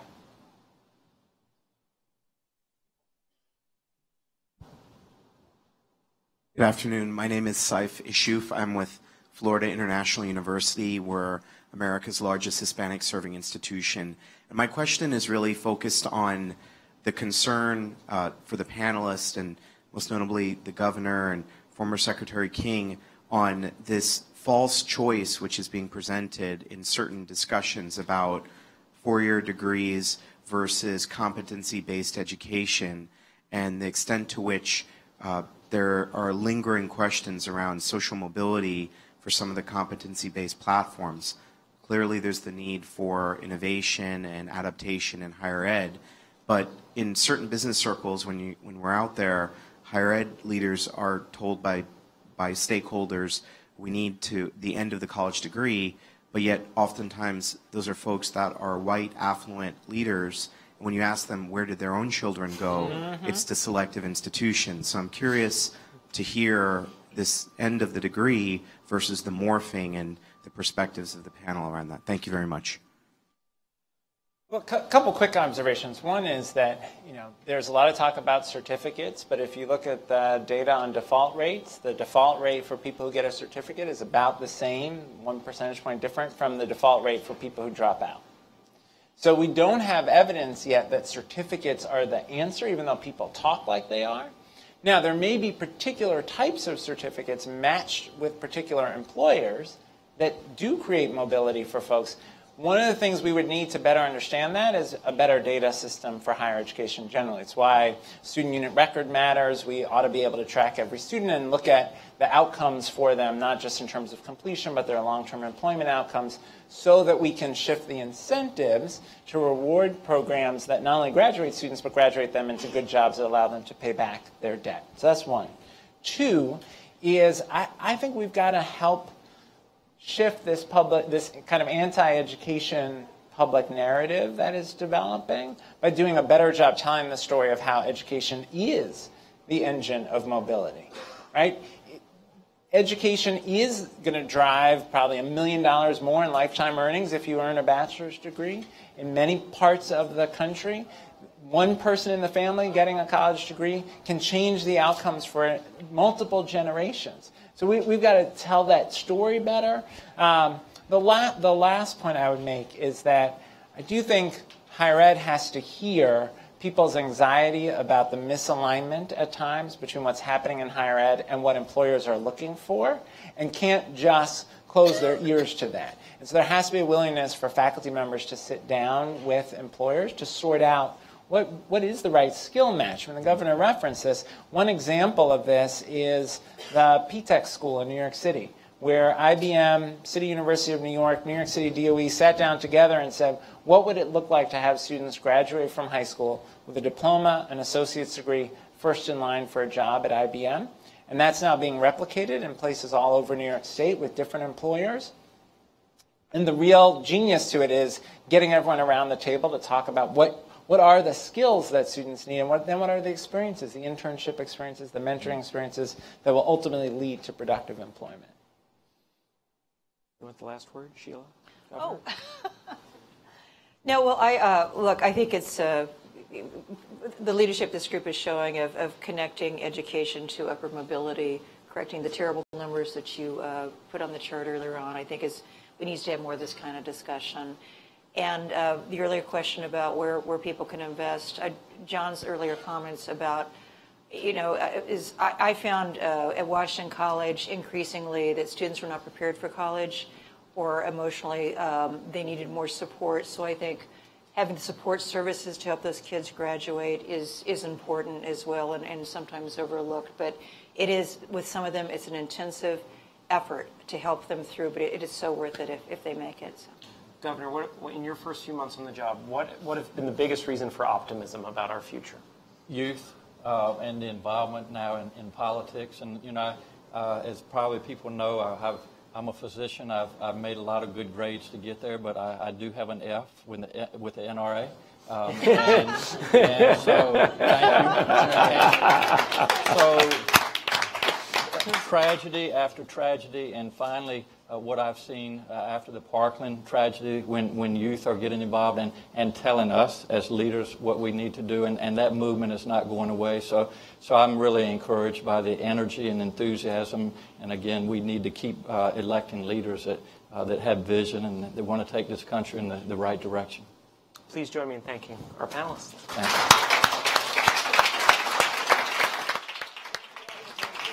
Thank you, David. Thank you, our esteemed panelists. I just wanted to call out a couple of individuals in the room before we close. We are focused on getting you out on time, but can our LinkedIn Economic Graph team just raise your hands, please?